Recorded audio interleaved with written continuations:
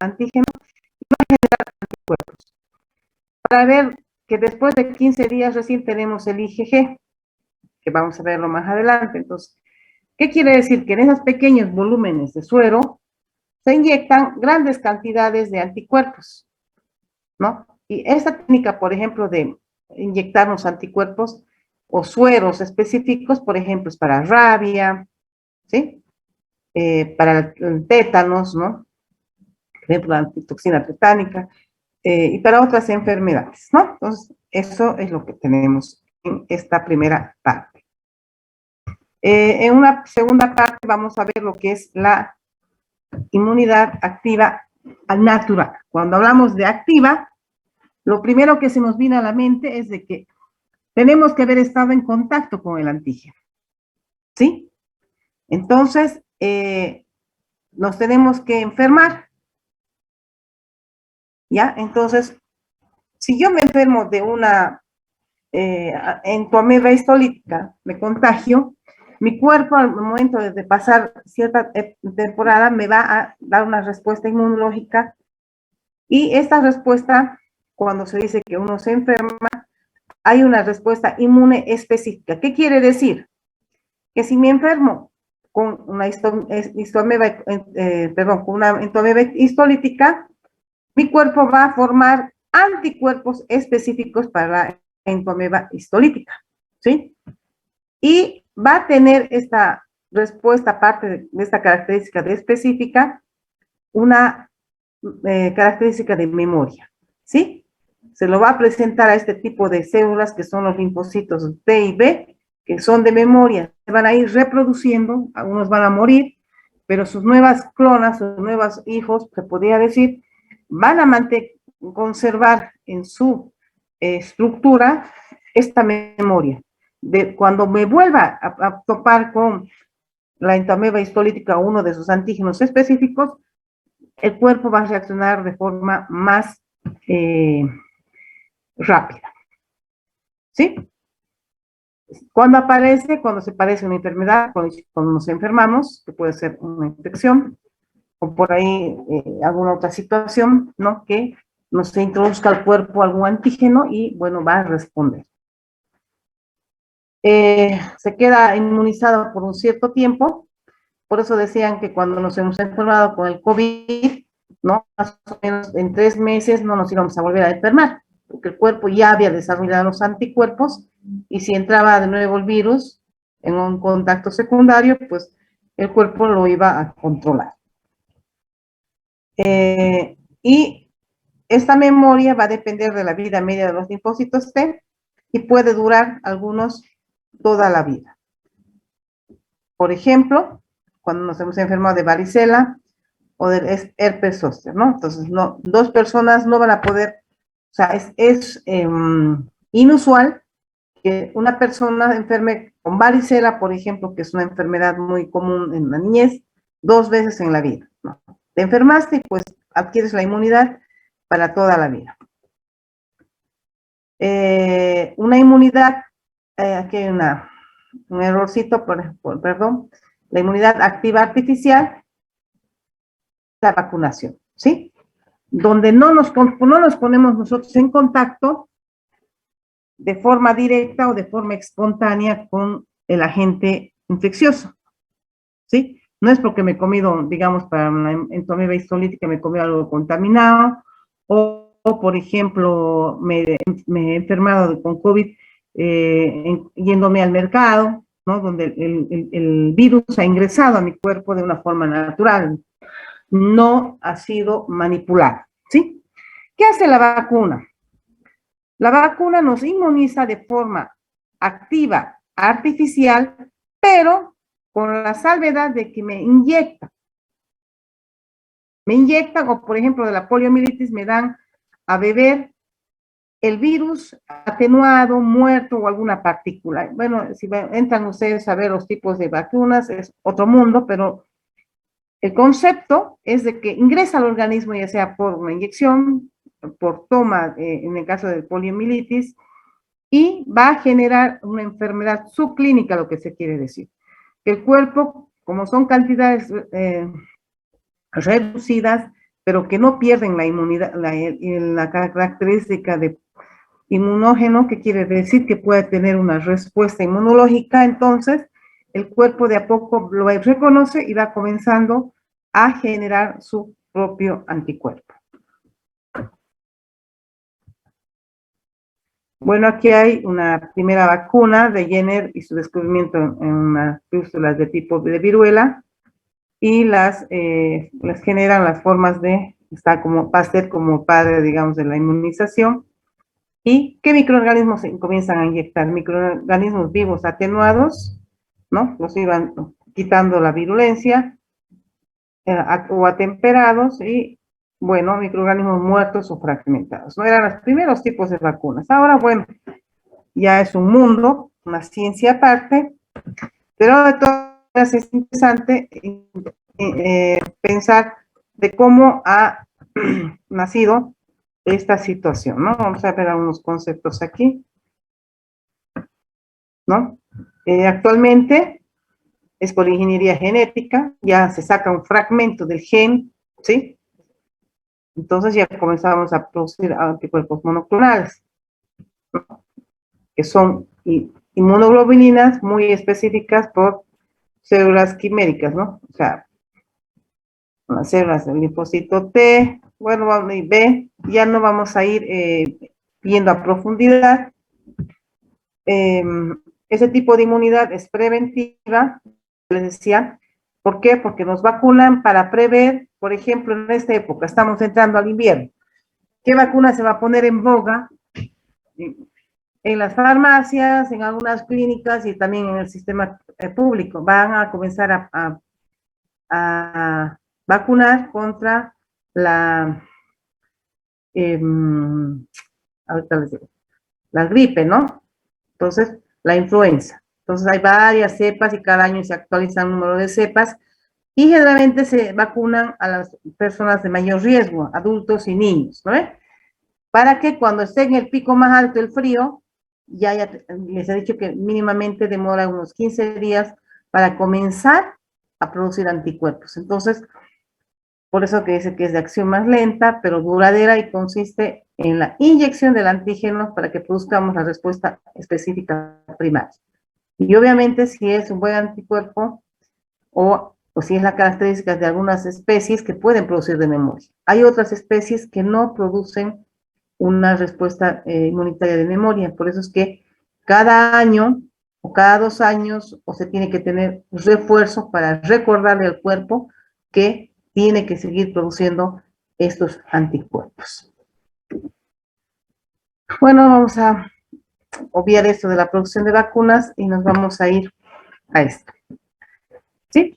Ya sabemos que hay una inmunidad pasiva y otra activa. La pasiva, artificial y natural, ¿sí? La activa, artificial y natural, ¿sí?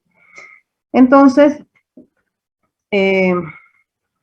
nos vamos a quedar hasta ahí y vamos a ir viendo mecanismos o barreras defensivas.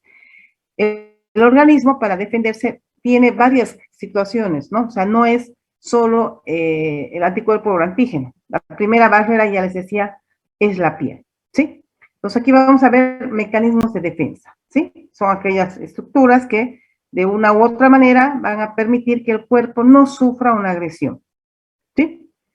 Y dentro de estos mecanismos de defensa tenemos innatos, que son propios a cada individuo, y mecanismos adquiridos, ¿sí? Dentro de los innatos tenemos los externos y tenemos los internos. Y ahora vamos a ir viendo a cada uno de ellos. Cuando hablamos de mecanismos innatos externos, vamos a hablar de barreras físicas, barreras químicas y flora autóctona. Cuando hablamos de barreras físicas, bueno, la piel, las mucosas, por ejemplo, una pestaña, de cierta manera, el vello, ¿sí? Barreras químicas, por ejemplo, la saliva, las lágrimas, el jugo gástrico, ¿sí? Algunos fluidos. Y bueno, la flora autóctona es lo que, como yo les decía, todos aquellos microorganismos que viven con nosotros, ¿no? Que tienen una relación de comensalismo, pudiésemos decir, con su cuerpo. Y que, por competencia, nos van a proteger de algunos otros patógenos que quieran localizarse en las diferentes partes del cuerpo. Cuando hacemos referencia a mecanismos internos innatos, vamos a tener células asesinas, las natural killer, ¿no? Que ya es el término inglés, y las vamos a ver un poquito más adelante. El interferón, que es una sustancia que se segrega por estas células, y el complemento, que es una cascada de sustancias que van a activar en cierta manera la fagocitosis. Cuando hablamos de los innatos, están presentes en todas las situaciones para defender, ¿sí? Están presentes ahí, ¿no? O sea, no hay una especificidad. Pero cuando hablamos de mecanismos adquiridos, hay una respuesta inmune, ¿sí? Y esta respuesta inmune va a ir en una primera instancia modulada por una respuesta celular, donde están presentes los linfocitos, y una respuesta humoral o química, que es que la producción de anticuerpos específicos para el antígeno en cuestión. Entonces, es más específica, ¿sí? ¿Sí? Y aquí vemos que en el mecanismo interno tenemos las células fagocitarias, les decía los macrófagos, la anterior clase, y tenemos el proceso inflamatorio. Tumor, rubor y dolor, ¿sí? Son las tríadas de un proceso inflamatorio. Cuando tenemos esta manifestación, vamos a ver de que el sistema inmunológico está dando una alerta al cuerpo, del cuerpo de que algo está mal. Entonces, cuando haya un tipo de esta manifestación, pues tenemos que pensar de que hay algo malo y tenemos que buscar el origen. Bueno, vamos a ir viendo un poquito lo que es las barreras inespecíficas. Y hemos dicho externas e internas, ¿sí? Estos mecanismos son innatos y, como les decimos, nacemos todos con ellos, nadie nace sin piel, o por ahí naceremos sin piel en una patología, pero no es lo normal, ¿no? El ser humano nace cubierto de una piel, ¿no? Entonces estamos como una característica presentes en todos los organismos, tienden a evitar la entrada de los patógenos, ya les he dicho. Si una piel está íntegra, no hay una solución de continuidad, pues de cierta manera ya estamos protegidos. Y los internos actúan cuando el patógeno ya entra, ¿sí? Esto es externo y esto es interno. ¿Qué tenemos entre las barreras físicas? Yo les había comentado anteriormente, aquí vamos a ratificar piel, que tiene un efecto de barrera. La misma descamación evita que los microorganismos se asienten, porque perdemos piel, células de manera permanente, constante. Y hay una característica que dice que solo los espirilos pueden atravesar las mucosas, ¿sí? Por su condición es como que tuviera un taladito en sus puntas y, bueno, obviamente pueden reducir la piel, ¿no? Y atravesarla. Bueno, barreras químicas, el moco, las lágrimas, ¿sí? La flora autóctona, las bacterias intestinales impiden que los patógenos se instalen, por ejemplo. Se dice que si tuviéramos que disecar una porción de heces fecales y pesarla al final, casi entre el 80% serían bacterias. Entonces, ahí está nuestra flora autóctona que nos defiende. Luego, en el mecanismo innato interno, tenemos, ya les decía, las células asesinas, las natural killer, que destruyen las células extrañas, células infectadas o tumores. Han marcado su asistencia, por favor, ya. Tienen infectadas, bueno, y ahí estas tienen una característica de que tienen una proteína, ¿sí? Que se llama perforina y que a través de esta perforina lo que van a hacer va a ser perforar la pared celular de las células, entonces va a haber una extravasación del líquido o la internación del líquido y obviamente se va a destruir. ¿Qué es el interferón? Y decíamos el complemento, ¿no? Son proteínas segregadas por células infectadas que actúan sobre otras células, haciéndolas producir sustancias que inhiban la replicación viral. O sea, cuando hablamos de interferón, le hacemos relación de una célula que está infectada por un virus. ¿ya? Y entonces, perdón, ¿qué pasa? La célula infectada es como que te da una alerta, ¿sí? Cuidado que hay un extraño, entonces ese va a comenzar a producir este interferón que le va a comunicar a las otras células para que detengan su proceso metabólico, porque ustedes saben que los virus generalmente son células intracelulares, entonces no por sí no se van a replicar, necesitan del aparato de una célula, van a introducirse a una célula y al interior de esa célula van a reproducirse. ¿Qué es el complemento? Son macromoléculas, un conjunto de macromoléculas, y decía, es una cascada de sustancias que se van a ir activando de manera sistemática y que provocan la lisis de las células o atraen a fagocitos, ¿sí? Van a pegarse a la célula y entonces va a venir el macrófago, como decir, dando una señal que venga y la fagocite o destruya la célula. Vamos a ver hasta dónde alcanzamos.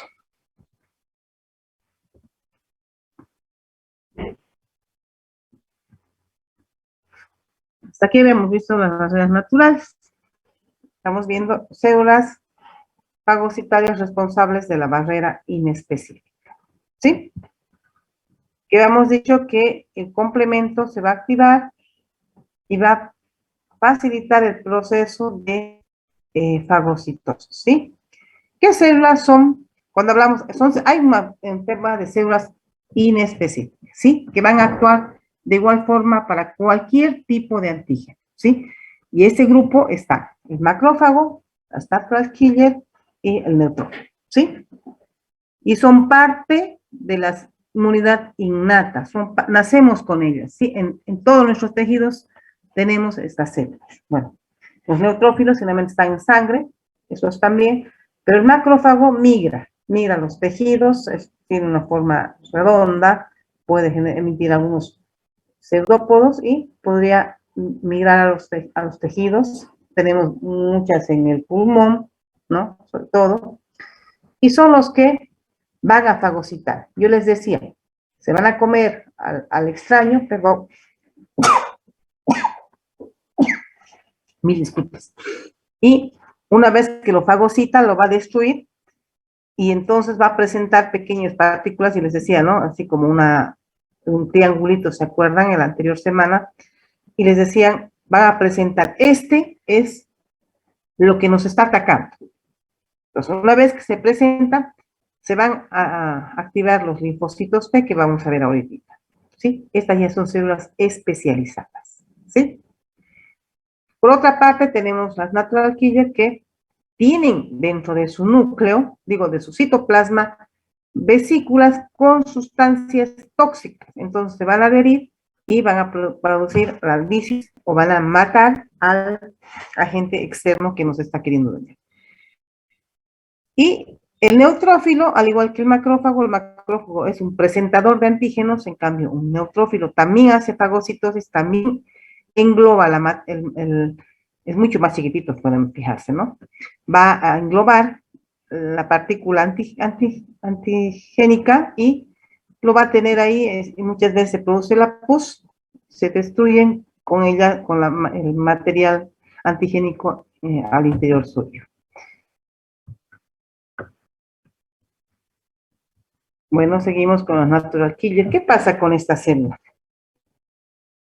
Ya les he dicho, son también citotóxicas, tienen la perforina. ¿Y qué es la perforina? Miren, lo hacen tan dinámico aquí.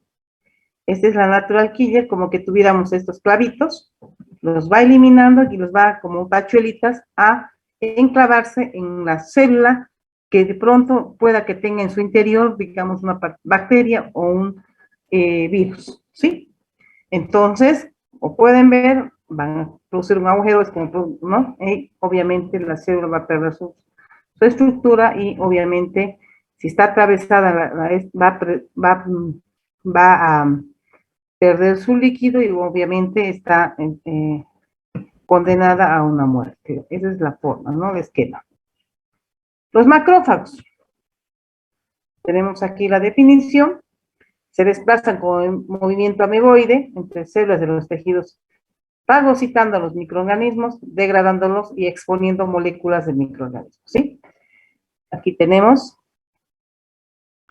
pueden ver esto que está aquí, ya los vamos a seguir leyendo para explicarles, ¿no? Exponiendo la molécula a fragmentos en su superficie unida a unas moléculas glicoproteicas presentes en la membrana de todas las células denominadas complejo mayor de histocompatibilidad, ¿sí? ¿Pueden ver esta marquita? El complejo mayor de histocompatibilidad es como que es la marca de toda célula que nos hace reconocerla como propia, ¿sí? Entonces, han visto que el sistema inmunológico es tan complejo, entonces, si tiene esta marca, no lo ataca. O sea, en primera instancia es como que la marca que te dice, soy parte de vos, ¿ya? Entonces, y es así como los linfocitos pueden reconocer que un agente extraño ha penetrado en el organismo. Las células presentadoras del antígeno pueden ser macrófagas u otras células del organismo. Yo les decía, son las presentadoras porque aquí hay un macrófago, esta es una partícula viral, ¿sí? La engloba con todo su aparato en el interior de ese citoplasma con una serie de sustancias, lo va a destruir, como pueden ver, hay una vacuola fagocitaria, lo destruye, y identifica que esta pequeña porción puede ser una glicoproteína, puede ser un lipopolisacárido, ¿no? Una partícula muy compleja, y dice, eso es el antígeno. De toda esta masa, de todo este conjunto de moléculas, el que necesita que lo va a identificar como virus de la influenza a esta glicoproteína, la saca y, como les digo, en esta porción que es llamada el complejo mayor de histocompatibilidad, la fija, ¿sí? Y la presenta. ¿Qué quiere decir? Esto nos está atacando, ¿sí? Por eso se dice presentador de antígeno.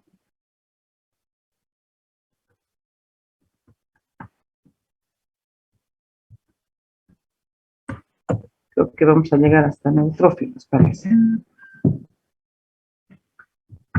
¿Sí? Entonces, el neutrófilo le decíamos que es una célula más pequeña, generalmente está en sangre, y a diferencia del macrófago, es una célula que tiene más núcleos, o sea, tiene un núcleo segmentado y puede ser de 3 tipos, ¿sí? Bueno, cuando es neutrófilo, su coloración citoplasmática, como su nombre le indica, tiene un equilibrio entre lo ácido y lo básico, porque tenemos los basófilos y tenemos los eosinófilos, que cada quien cumple un rol muy particular en ciertas enfermedades y también como mediadores de respuestas de ciertas patologías. Por ejemplo, los eosinófilos cumplen un rol importante en la respuesta contra los parásitos, ¿sí?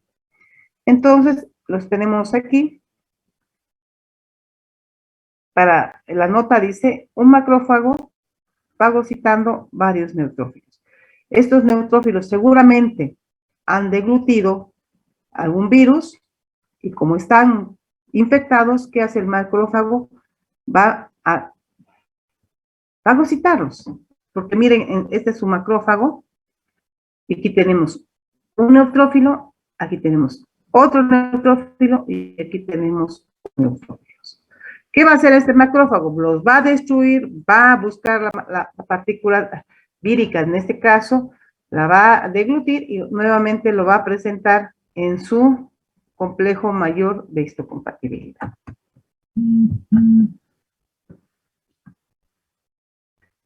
Entonces, y aquí tenemos, ya esta es una macro, ultra fotografía, porque esta es la pared de uno de estos neutrófilos, y estos son bacilitos, ¿sí? Bacterias. Mire, se está comiendo, también las está fagocitando. Un poco para diagramar y mostrar, ¿no? Y vamos a ver hasta el proceso inflamatorio, ¿sí? Vamos a pasar rapidito. Ya les decía que el proceso inflamatorio es una forma de que el organismo se defiende, ¿sí? Entonces, ¿cuándo se va a producir este proceso inflamatorio? Cuando esta barrera primarias, que son la mucosa, las lágrimas, la piel, los patógenos, los macrófagos, ¿no? Tal vez este neutrófilo no ha podido detener, frenar la infección, ¿sí? Las primeras barreras han sido vencidas, en otras palabras, ¿sí? Entonces ahí va a haber, se instala una invasión y obviamente posterior a la invasión va a haber la infección del tejido subcutáneo como puerta de entrada, ¿sí? Las células infectadas y los basófilos, que les decía hace rato, que son células básicas, liberan histamina, serotonina, óxido nítrico, que son sustancias que van a mediar. Cuando el cuerpo reconoce que hay esta presencia en circulación de la serotonina, la histamina, es como que decir alerta, alerta. Se llama o se activa ya la otra respuesta, los que vienen después de esta secuencia de respuestas que va dando el organismo.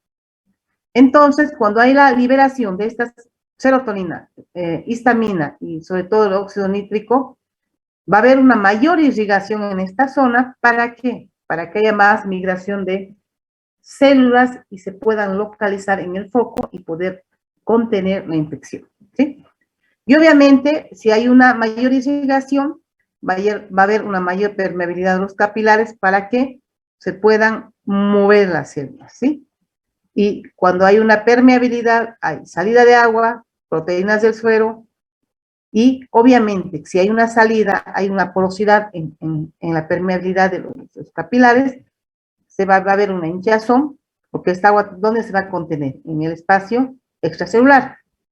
Y por la mediación de lo que tenemos ahí, va a haber una localización de un rubor, por la zona roja, tiene calor por la mayor irrigación, y obviamente por la afectación de las células, la invasión del tejido, va a haber dolor. Entonces, hinchazón, rubor, calor y dolor son los signos de qué? De un proceso inflamatorio. Hay una diapédesis, quiere decir movimiento de neutrófilos y monocitos, que son los que se convierten en macrófagos, ya les he dicho, porque tienen que movilizarse. ¿Para qué? Para llegar al punto de infección y tratar en esta segunda fase, que ha sido vencida las primeras barreras, contener la infección y evitar que se disemine al resto del organismo. Se transformarán en célula presentadora de antígeno, ¿sí? El macrófago, ¿sí? Esta sigla de CPA es célula presentadora de antígeno, por si acaso si ven más adelante en la presentación. Entonces, vamos a ver. Vamos a quedarnos, a ver, ahí. Creo que ya es hora, ahora les voy a permitir que me pregunten. ¿Sí? Vamos a quedarnos aquí.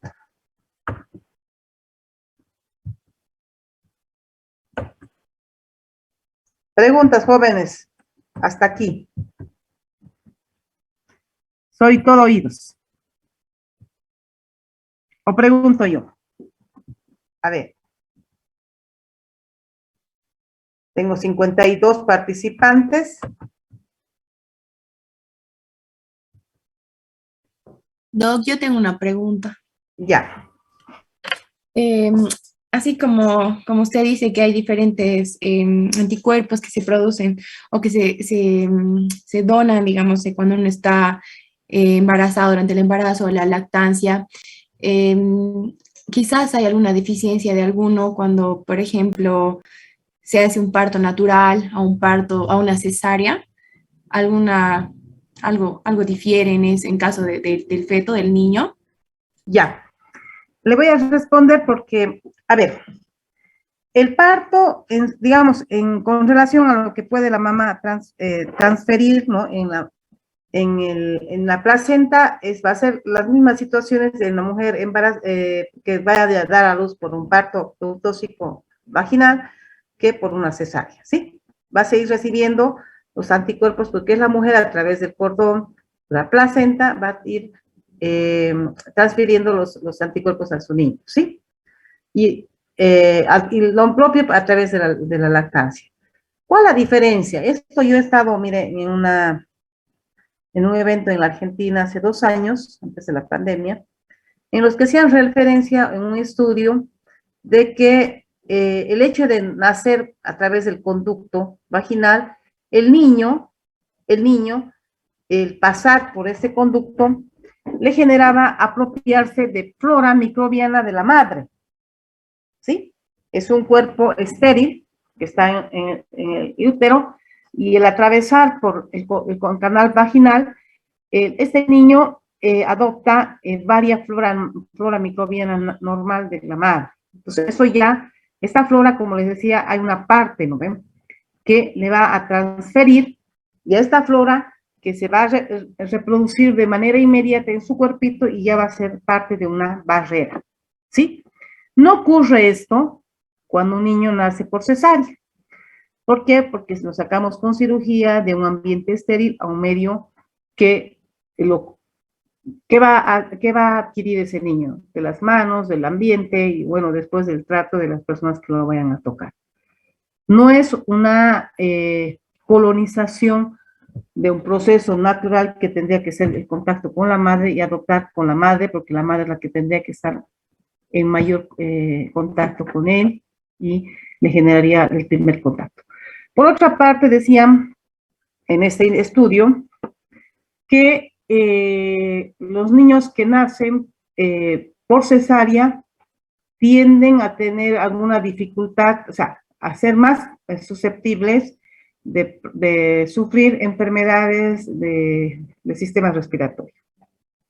Y este estudio decía de que era relacionado justamente por la apropiación temprana, por no tener la apropiación de la flora microbiana de la madre, que le subía el sistema inmunológico y le daba una cierta resistencia a padecer estas dolencias, ¿no? O sea, no sé si he respondido a su pregunta, señorita Noelia. ¿Me ha escuchado? Sí, Doc, gracias. Ahora yo, si no, voy a preguntar, a ver, Pereira, Carlos, ¿tiene alguna consulta o le pregunto yo a usted? Doctora, tenía una pregunta, pero era en las anteriores diapositivas. Ajá. No me acuerdo bien el nombre, cómo era. A ver, otra persona.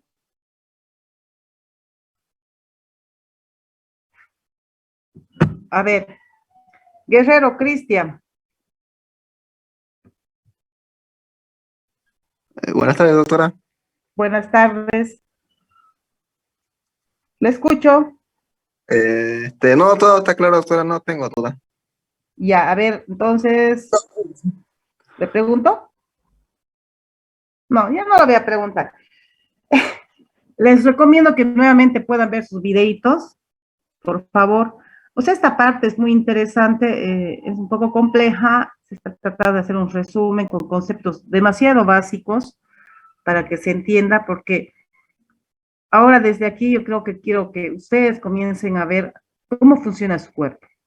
Cuando se punzan con una espinita, cuando se golpean con la puerta, ahora que va a entrar la época del frío con un resfrío, con el COVID, cómo ha funcionado nuestro cuerpo. Y por ejemplo, con el COVID, lo que nos ha pasado también, se decía en primera instancia, era de que el proceso inflamatorio que se generaba era demasiado activador, entonces toda esta cascada de sustancias que se van segregando, pues han sido en demasía y en vez de causarnos una defensa, o sea, nos ha causado daño, ¿no? Entonces, hay enfermedades, que es eso, o sea, cuando hay una reacción muy exacerbada del sistema inmunológico, surgen las enfermedades, por ejemplo, autoinmunes, ¿no?